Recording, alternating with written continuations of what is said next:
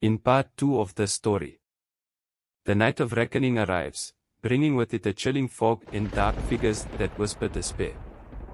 In a heart-pounding standoff, in a tense climax, Fatoumata confronts the embodiment of her darkest nightmares, her heart racing with both terror and determination. With the Kimbaba's words echoing in her mind, she stands firm, facing the threat that seeks to engulf her newfound light. The next morning, Fatoumata set out to find the Kimbaba, her heart pounding with a mix of fear and anticipation. As she approached his hut, she felt the weight of uncertainty pressing down on her shoulders. Will he have the answers I seek? She wondered, feeling a storm brewing inside her. When she entered the hut, the smell of herbs and incense filled the air. A Kimbaba was seated, surrounded by various potions and charms. His wise eyes met Fatoumata's, and he nodded solemnly. "I've been expecting you, Fatoumata," he said, his voice deep and calming. Fatoumata took a deep breath. "Baba, I've been having terrible dreams. They feel so real, and I fear they hold a warning," she confessed, her voice trembling. A Kimbaba listened intently, nodding slowly. "The dreams you have are tied to your journey back to life. You have returned from a dark place, and the shadows may still linger." Fatoumata felt a chill run down her spine. "What does this mean for me? Will they come for me?" she asked, panic rising in her chest. A Kimbaba leaned forward, his expression grave. "You must stay strong. Darkness often seeks to reclaim what it has lost. You are a beacon of light, but you must guard your heart." His words resonated deep within Fatoumata, filling her with both hope and fear. "How can I protect myself and my family?" she pleaded, desperation creeping into her voice. A Kimbaba placed a hand on her shoulder. "Surround yourself with love and trust. Do not let doubt creep into your heart, for that is when darkness can strike." Fatoumata nodded, feeling a flicker of determination. "I will do whatever it takes to protect my family," she vowed. But even as she spoke, a sense of foreboding settled over her. The shadows were not gone, and she knew the battle was far from over. As days passed, Fatoumata tried her best to embrace a new life, but it was a constant struggle. She poured her heart into her family and community, hoping to show everyone that she was still the Fatoumata they had loved. But lingering doubts hung in the air, making every effort feel like an uphill battle. One sunny afternoon, Fatoumata decided to host a gathering in her home. She prepared a feast, hoping to bring the villagers together and show them that she was still part of their community. Dembayaro helped her, feeling hopeful that this would mend the rifts. "If we can share food and laughter, maybe they'll see you for who you truly are," he encouraged. The day arrived, and villagers trickled in, some with smiles and others with weary expressions. Fatoumata greeted everyone with warmth, but her heart raced with anxiety. As they sat together, she shared stories of her time away and the love she felt for them all. However, as laughter filled the room, Fatoumata sensed the tension beneath the surface. A group of villagers whispered among themselves, their eyes darting toward her. "Is she truly alive?" one muttered, casting a shadow over the gathering. Fatoumata's heart sank as doubt crept back in, threatening to overshadow her hopes. Suddenly, a loud crash interrupted the laughter. One of the children accidentally knocked over a pot, sending food spilling across the floor. The room fell silent, and all eyes turned to Fatoumata, as if waiting for her reaction. She felt the weight of their scrutiny, fear twisting in her stomach. "It's just an accident. Let's clean it up together," Fatoumata called out, trying to ease the tension. But some villagers hesitated, unsure of how to respond. In that moment, Fatoumata realized just how fragile her place was within the community. As the weeks went by, Fatoumata's efforts to integrate back into the village met with mixed results. While some villagers began to accept her, a growing group remained skeptical, whispering dark rumors behind her back. They would often gather in the evenings, eyes filled with suspicion as they discussed Fatoumata's return. One night, as Fatoumata walked home from the market, she overheard two villagers talking in hushed tones. "Do you think she's truly alive, or is this some sort of dark magic?" one asked, eyes darting around. A chill ran down Fatoumata's spine, but she kept walking, pretending not to hear. The shadows of doubt loomed larger with each passing day. That evening, Dembayaro noticed Fatoumata's distress. "You look worried, my love. What troubles you?" he asked gently. Fatoumata sighed, her heart heavy. "I feel their eyes on me, Dembayaro. They are still afraid. It's like I'm living in a shadow." Dembayaro took her hand, determination in his eyes. "We will face this together. You have come back from the dead, you are strong, and I believe in you." His words gave Fatoumata a flicker of hope, but deep down, fear gnawed at her. The following week, strange things began to happen around the village. Crops started failing, and livestock fell ill. Whispers spread like wildfire, and fingers were pointed. "It's Fatoumata.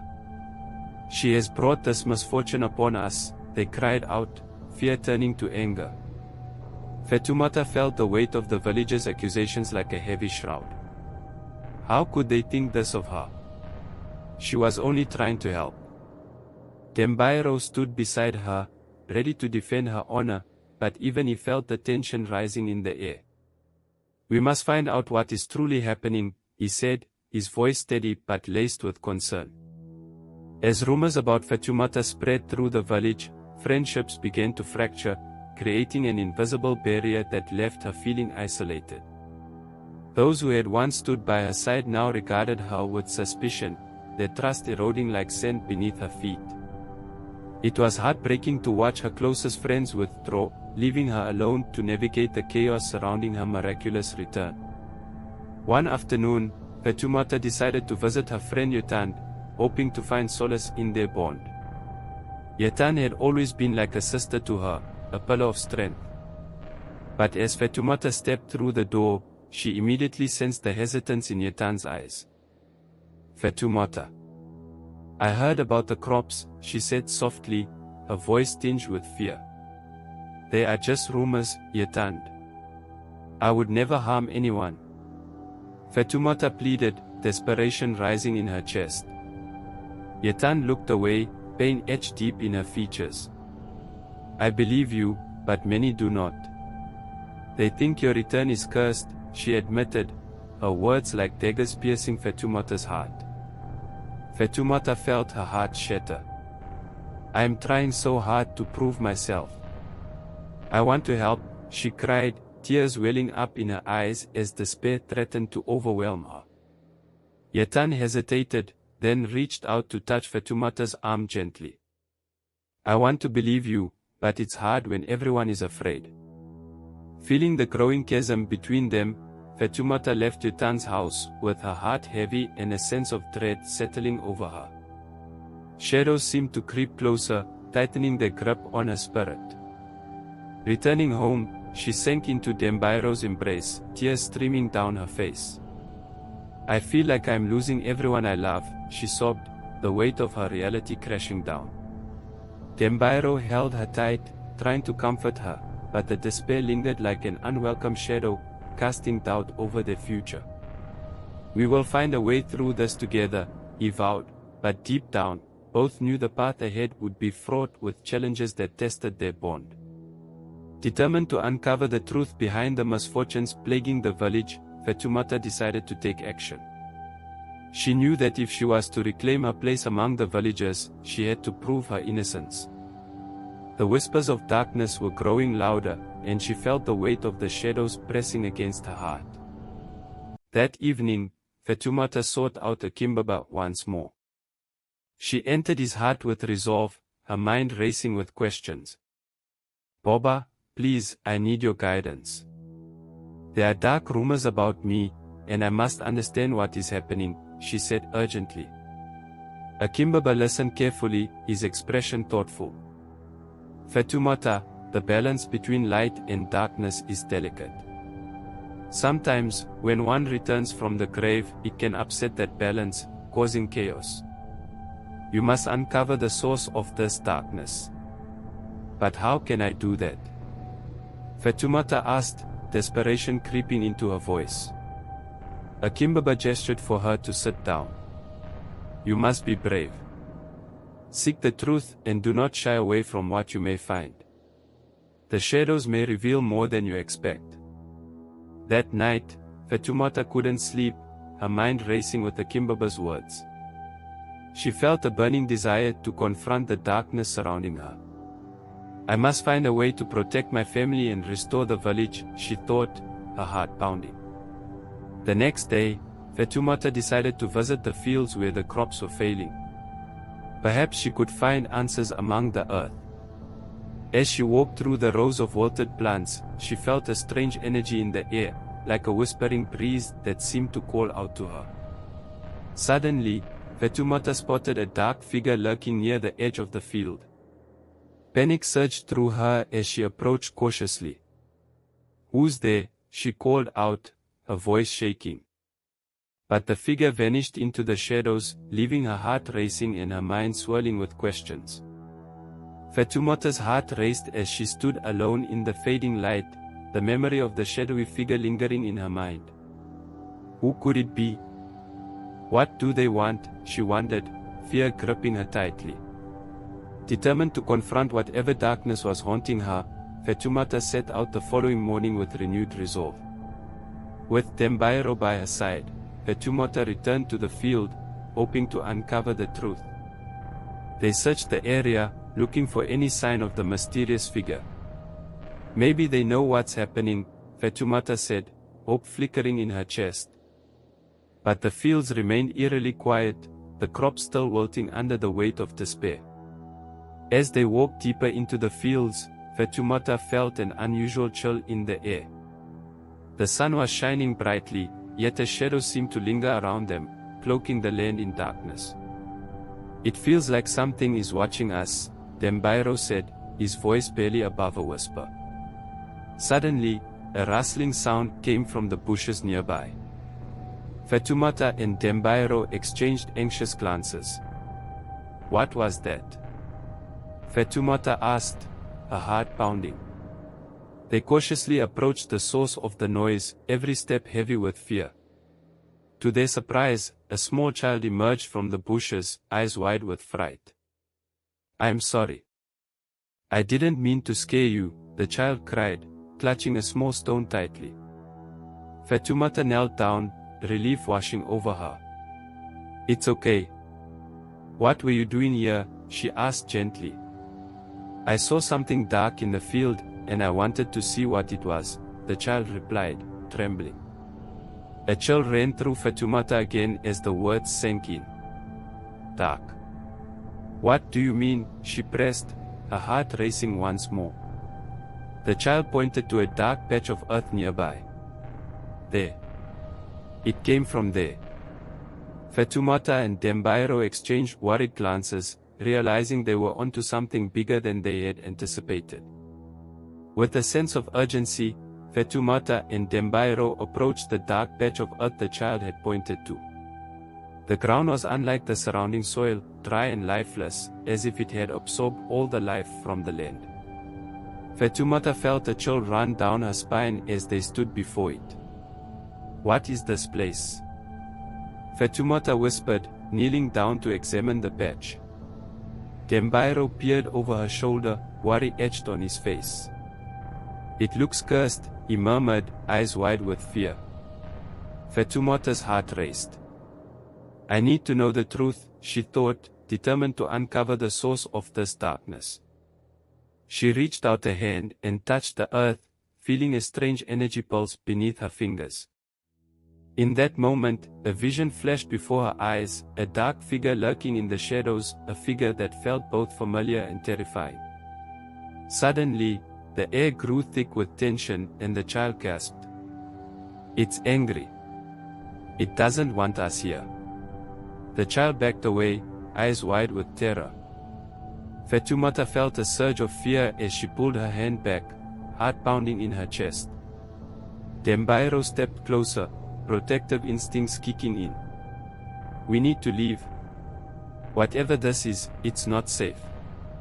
But Fatoumata felt drawn to the patch, compelled to understand its secrets. "We can't leave without finding out what's happening," Fatoumata insisted, her determination igniting a fire within her. Dembayaro hesitated, fear and concern battling in his heart. "But what if it consumes you?" he urged, eyes pleading. Just then, the wind howled, swirling around them as if the darkness was awakening. Fatoumata stood tall, resolve shining in her eyes.